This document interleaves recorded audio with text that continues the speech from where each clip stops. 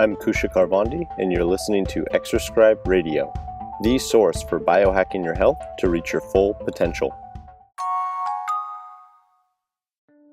I created Exerscribe to provide people with a roadmap to working out. With our new workout app, you can get a custom workout program that adapts your workouts to your body type, goals, sleep quality, stress levels, and personal preferences.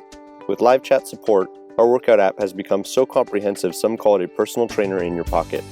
Our users are seeing over 90% success rates with their goals because we take the neural approach to fitness, meaning we integrate movements and exercises that recalibrate your brain and body to prime you for rapid strength gains and fat loss. Check out the Exerscribe workout app in the iTunes App Store today. In today's podcast, I interview the creator and host of the Knowledge for Men podcast, Andrew Ferebee.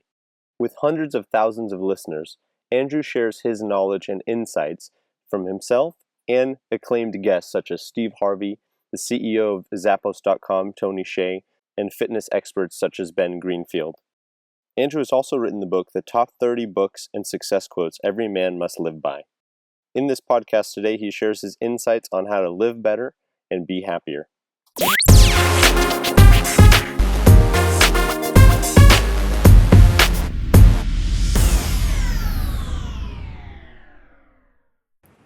Hey everyone, we're here on Exerscribe Radio with the host of the Knowledge for Men podcast, Andrew Ferebee. Welcome, Andrew. All right, happy to be here. So just to get started, could you tell the audience a little bit about you and your background? Yeah. So I'm the founder of Knowledge for Men. It's a blog and podcast, men's lifestyle, personal development. I've interviewed guys like Tony Hseih, the CEO of Zappos, Jordan Belfort from The Wolf of Wall Street, Kevin Harrington, one of the Shark Tank judges. Recently just interviewed Steve Harvey, the actor and comedian, Victor Ortiz, former WBC welterweight boxing champion, and Boss Rutten, MMA, UFC fighter, and just a number of amazing guys. And I try and pull their story and life lessons into my own podcast, Knowledge for Men. And on the blog, I write my own personal journey, share my stories and life lessons from coming from just a corporate background and into kind of creating my own brand, personal development brand, and just empowering men to live better. Awesome. So what were you doing before your podcast? You said you were working in a corporate setting. Yeah, after I graduated college, I felt like I wanted to complete the reason why you go to college, which is, to get a job. You want to make up for all that time when you're just eating peanut butter jelly sandwiches in college.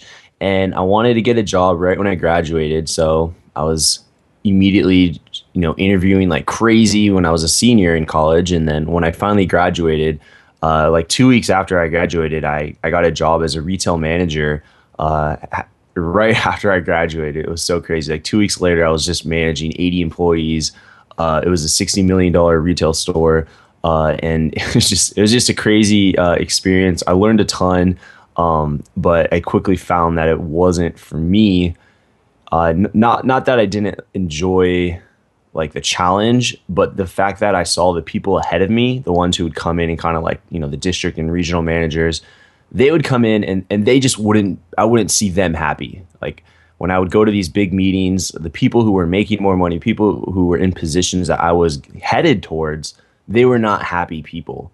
They seemed like they were all on antidepressants, or it seemed like they're just not genuinely happy and couldn't wait to get off work, planning vacations and spending their money on luxury cars and living kind of a lifestyle that they couldn't afford.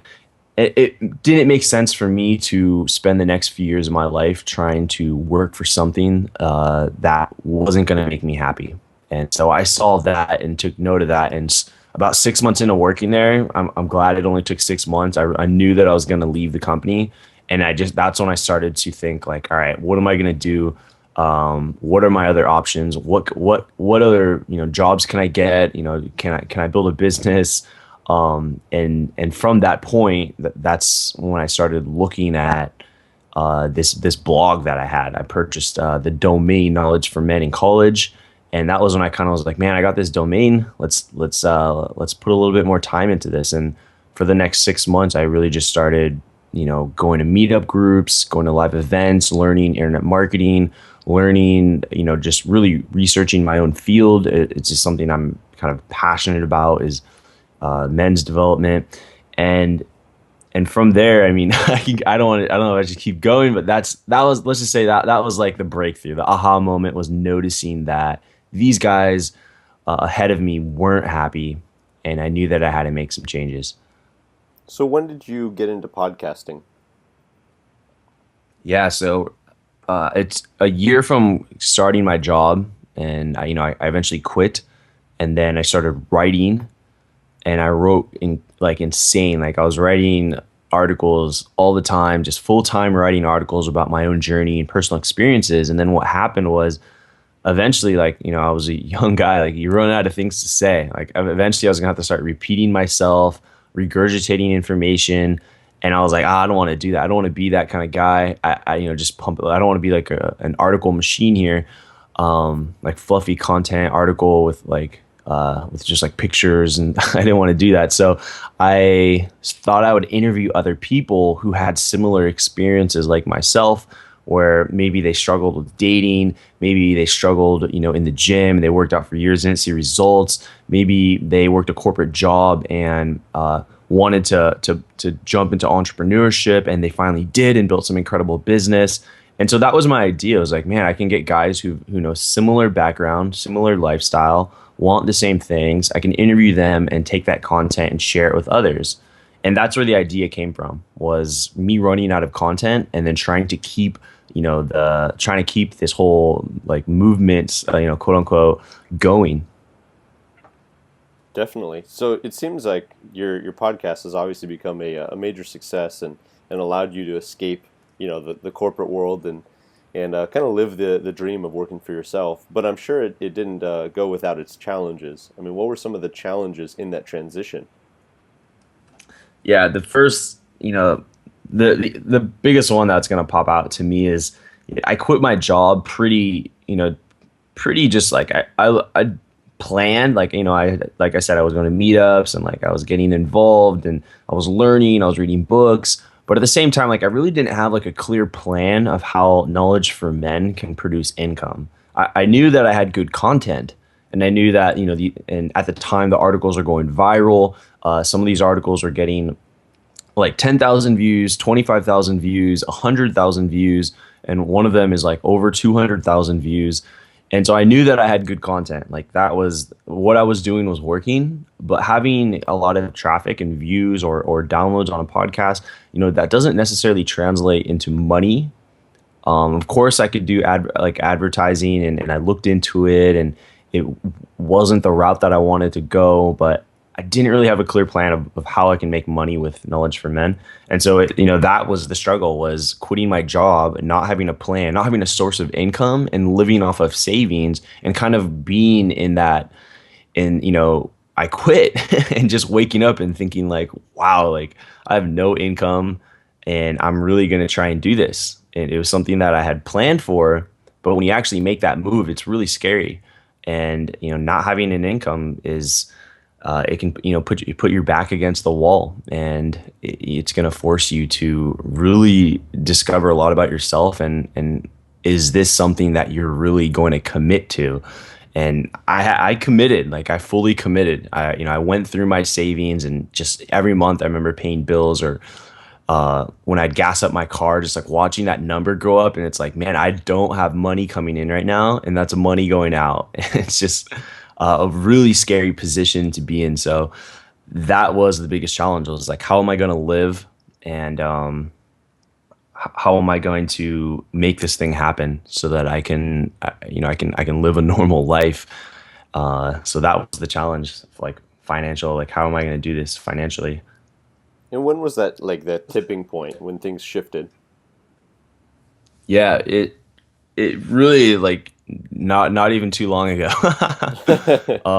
Yeah, so like, I've been, it wasn't too long of a struggle, but it took a while, because I was trying so many different things, and you're following all these different models, and that was actually a part of the problem, was you're reading all these books from different people, you're listening to all these different podcasts, you're going to all these different live events, and yeah, there's some similarity in what they're saying, but generally they have like different plans, and that can really be confusing to someone who's starting out when you hear all these different types of strategies that you can do online, and it's confusing for someone new. So I was trying all these different things and I couldn't really find something that stuck, which was like advertising, sponsorships on the podcast, affiliate marketing. And ultimately what it came down to was like I needed to look at the skills that I have, and that's when I just started creating my own products regardless of how they would turn out. Like I was just like, who am I to create a product and sell it? Just kind of had that like internal battle of not feeling like you're enough. And really, I put together my podcast was doing well, and obviously I had a blog that was growing at a rapid rate. So I put together a course called the Podcast Blueprint. That's the website, thepodcastblueprint.com. And it's a course teaching people how to build a top ranked podcast, how to get guests on your podcast, and the different ways you can monetize your podcast, different methods that you can use, using case studies. And it's pretty much just screen share of me creating podcasts and how I get guests and showing people how I communicate with guests before and after the show and building relationships with the guests. And so that course went on and became quite successful within a few months of releasing it, and that produced that's what kind of got me going. Like that would be the turning point, would be the Podcast Blueprint. And then I created my own like membership group of men who want to crush life basically, and it's just like a 24/7 Facebook group with and we meet twice a month online in Google Hangout. And so this membership site produces income. Just recently did a product launch called 7 Days to Crushing Life, which is a 7-day audio program. And I sold way more than I thought I was going to sell. Like I sold, it was like 400% more than my goal. And so things have really started to pick up, and, I really just had to take control of my own financial like life, and stop trying to promote other people, like that's sponsorships or advertising or even affiliate marketing, and really just trust that I know enough to create a product. And I built a community that people would like to learn more. And so I learned that you're doing your community a disservice if you're not creating products for your community. And it's really exciting to create something, actually first have an idea and then actually do the work, create it, market it, sell it.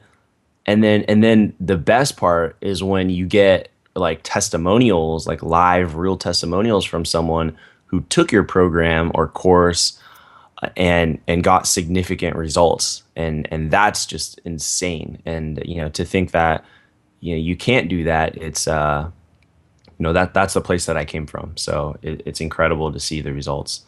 That's awesome. So let's talk about your show. Who's your all-time favorite guest that you had on your show? Yeah, it's very, very common question when I get interviewed or asked. It really depends on, I always say like, it really depends on where you're at. Cause I've got like dating coaches, I've got like entrepreneurs, I've got like, best-selling author. It depends on like what stage, what you're looking for. And then, cause there's so many, that are really good. So I'd have to like narrow it down to what someone is like struggling with. What about like health and wellness? Anybody in like the health and fitness space that you interviewed? Recently I interviewed Ben Greenfield, and he's like, he just had a bunch of, incredible, really cool tips and on like getting to sleep faster, and he just had like interesting like lifestyle tips on like how to like live your life in a healthy way, similar to like a caveman would, instead of like forcing yourself to go to the gym. Just constantly being active in your overall life is a good way to go. That's just one recently that I did. I just remember I went through that, and he just was sharing strategies that I've never heard of before. What was one of the craziest things you ever learned through your show, through interviewing? Yeah, I mean, it honestly, like to answer that, it would really be like that. There's really nothing so far that I've heard that I haven't heard before. Oh, So really? I mean, the bulk of the show is like hearing the person's story, and then yeah, I go into life lessons and I get their advice on life, and of course I dive into that. But ultimately, like it could be 10 people saying the same thing, but it's gonna come out differently. And like I think if you're into personal development, we're always like looking for something new. It's like we're always like, if you read a lot of books, like I read a book a week, and I do it because I'm about to interview someone, and it's like I want to read their book and be educated for the show. But ultimately, it's like there's nothing really new out there. Like after you've read quite a few books and you've been to quite a few like seminars, it's like it's really all the same content. And what I want to share with the audience is that like there's really nothing you probably are good enough for whatever you want to do. And there's probably not much else that you need to know before you can dive into what you want to do. Like you know enough. And I think that's really like reassuring for a lot of people because I think I've been very guilty of thinking that I wasn't enough and that I needed to learn more. I needed to read this book before I did this. I needed to go to this event and then I'll do this. Oh, I need to listen to this entire podcast series and then I'll do this. I need to like watch this YouTube video. It's like, man, you already know enough. If you've been in your industry for a while and you've been researching it, it really just comes down to the people who are succeeding in life are just the ones who take action and then fall down 10 times and get back up 11 and continue to, turn those obstacles into opportunities for growth. And honestly, like that, like, I don't think there's one successful person out there who would be like, no, that's not it, Andrew. Like, that's just what I'm coming down to is like, I'm doing these shows and, no matter who they are, like they could be this, I've interviewed like people who've done like sold dozens of companies or even for $1 billion like Tony Hsieh or someone who just sold a company or or just wrote a book and they have like just a couple they're making six figures. It's like their advice is the same, and that's what's really sticking out to me is that the content is really similar, but it's like you gotta like it's what you do with what you know is going to give you the type of results that you're looking for. Makes perfect sense. I think taking action is probably the most critical step that most people, forget to take. Yeah, I think learning can be addicting and feeling like you know so much, but like still not enough. But and that could even be extremely frustrating when you're like a wizard of your space, but like you don't have the type of results as someone who knows less than you. That could be extremely frustrating. But that person who knows less is just like, really taking action and master the fundamentals of whatever he's doing. Yeah, no, I agree 100%. I see all the time where I see people who they don't seem that educated or sophisticated, but the one thing I will say is that they're relentless about taking action, and there's something to be said about that for sure. Absolutely. Tell me about your book. I saw you have a book, the top 30 books and success quotes every man must live by. Yeah, so that's a free it's like a free book that it's really just a guide, and it's just suggesting that I always ask all of my guests like what are some of your most influential books, and I've just kind of narrowed down like the top 30 books from my guests that they've mentioned that just come up a number of times, and then I always ask guests for a success quote, and that's what that is. It's really just like a guide of the best, the top 30 books and success quotes that I've come across interviewing some like these incredible thinkers. That's awesome. And people can go to your website to download that? Yeah, it's kfmfree.com, and then you can download that, and then there's actually a free Audible credit in there too. So I'm huge into audiobooks. That's how I like really pound through books. I listen to audiobooks in the gym or when I'm commuting, and you can get a free audiobook in there too. There's a code that you can get. That's awesome. Where do you get a lot of your information from? How do you stay on the cutting edge? Honestly, it's it is through reading. You know, reading can sound so simple. It's like, man, you could just, but reading to me, the way I put it is somebody spent their entire life learning some invaluable lessons. Like their entire life, someone spent when or had to go through some incredible journey and overcame like number of obstacles, and you can learn all of that. Like it took their entire life, they dedicated to this one book or this idea, and you can learn all of that. And literally, like you could read a book in a week, like if you wanted to. If you don't read often, then maybe 2 weeks. And if you were to do that for just 1 year, like you're gonna knock out, you're gonna like you would gain so much knowledge. And on top of that, it's like if as long as you're constantly taking action, it's like you're getting the best information. So I'm always reading and listening to audiobooks. I think books are just full of you could just learn from someone else's mistakes, or you could just learn the hard way and go through it yourself.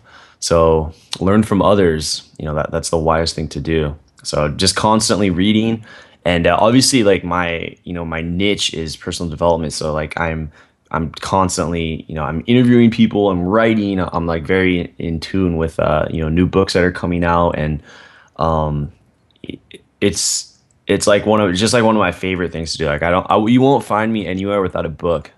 Wherever I go, I always got a book around me. Unless I'm like out at night, I'm not gonna have a book with me. But all in all, like I've always got a book on me. What would you say is some of your favorite books of all time? Yeah. So man, I'll give like a I'll give a biography, like two of the best biographies that I've read. More so like recently in the last like 3 or 4 years. Steve Jobs, obviously one of the greatest iconic figures. We all know he's an incredible business leader, yet many of us have failed to read his book, which is full. It's really like reading that book is the equivalent of like a semester or a year in business school. Like you just learn so much. And I just recently finished up Total Recall. It's Arnold Schwarzenegger's biography, and I mean that guy's story. I just finished that like maybe like about 2 weeks ago, and his story is just like he wasn't supposed to get the things that he got in life, and he set out to get those things, which was becoming a bodybuilder and winning the Mr. Olympia and all these different bodybuilding competitions internationally. And then he decided to become an actor and became the highest paid actor, and then set out to become the governor. I almost said governor, the governor.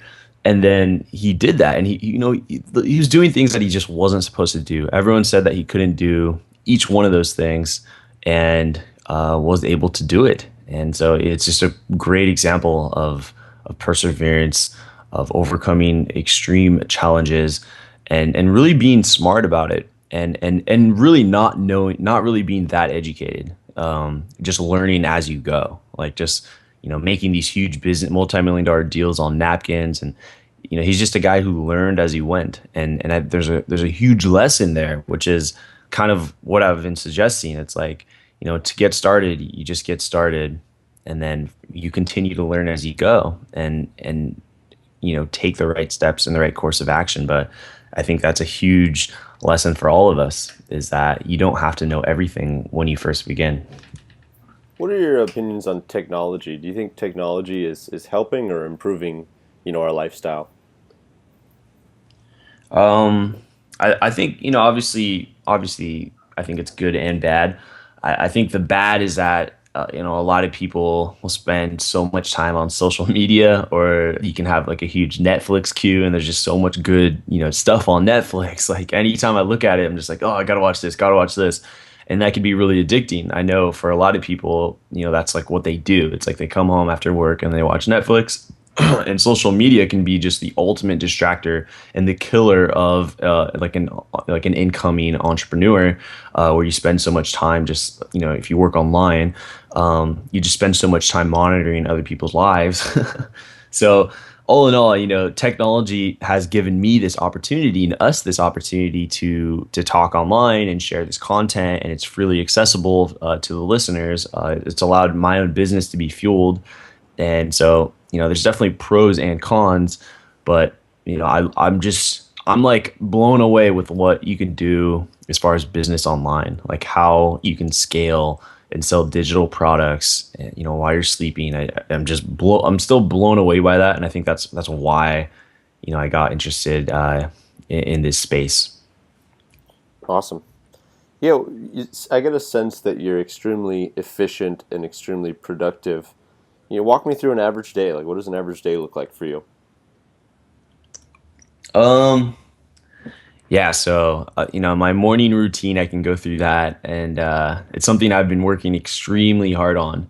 It's I wake up around 7:30, which isn't. I know you wake up way earlier, Kusha, but that's typically 7:30 is it's pretty challenging for me. I go to bed around midnight or so, and the first thing I do is like right away go into a light workout. Nothing crazy. Like I'm just like barely breaking a sweat, but really just trying to get the body moving. I'll go into like right after a little yoga, and I do this just for the body. I go into a little bit of meditation. I like to say I do 10 minutes of meditation, but really I do like probably like 5 minutes of meditation. It's just like I go to YouTube, and there's a specific like YouTube video that I watch, and I just watch it for like 5 or 7 minutes.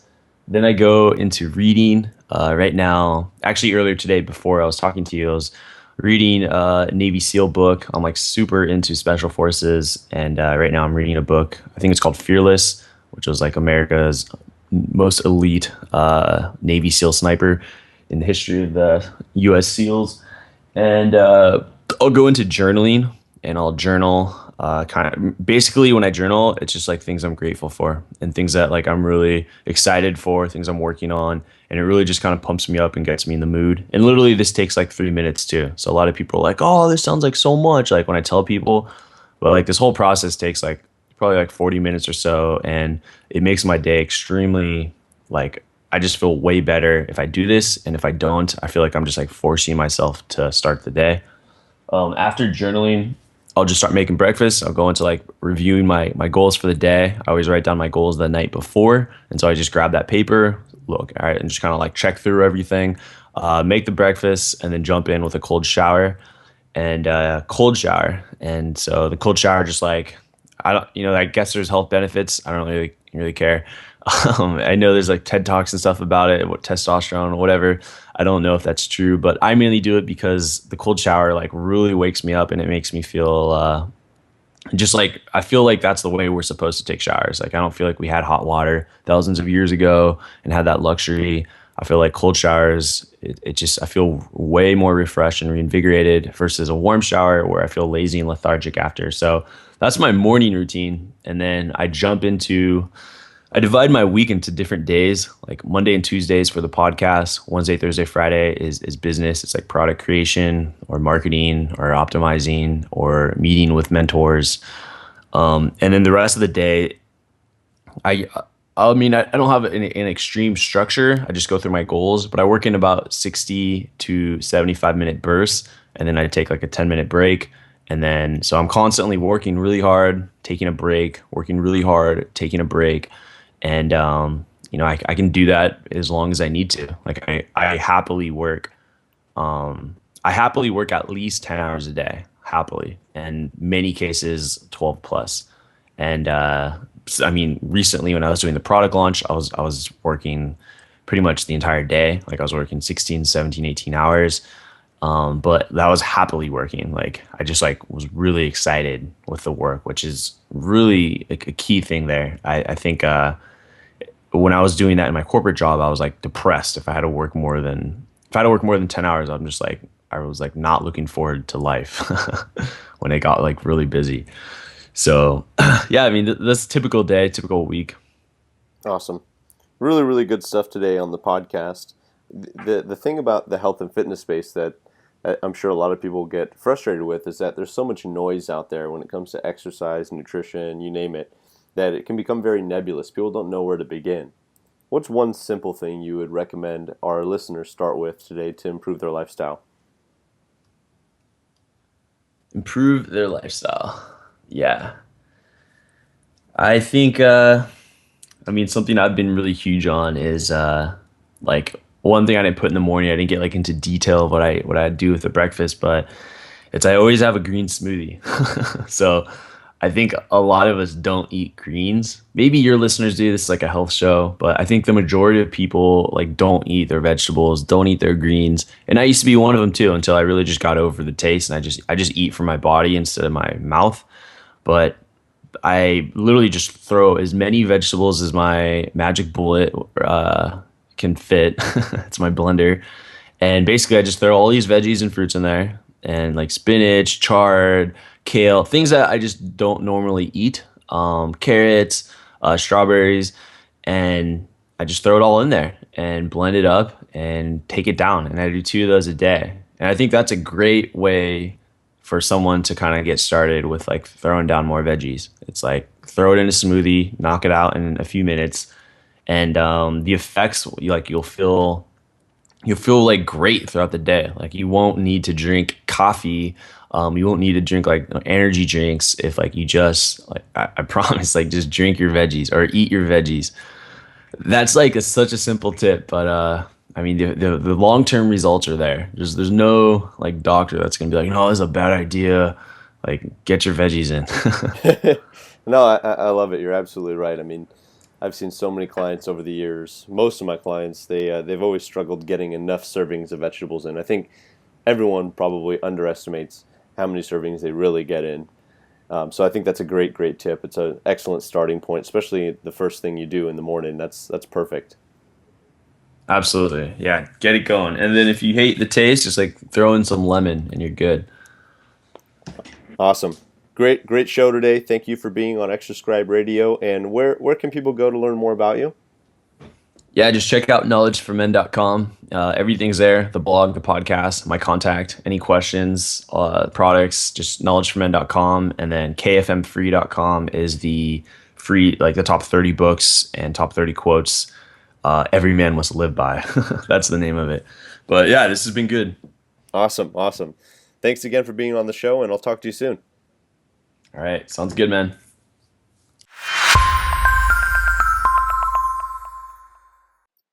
If you haven't already, get your custom workout program by downloading the Exerscribe app from the iTunes App Store today.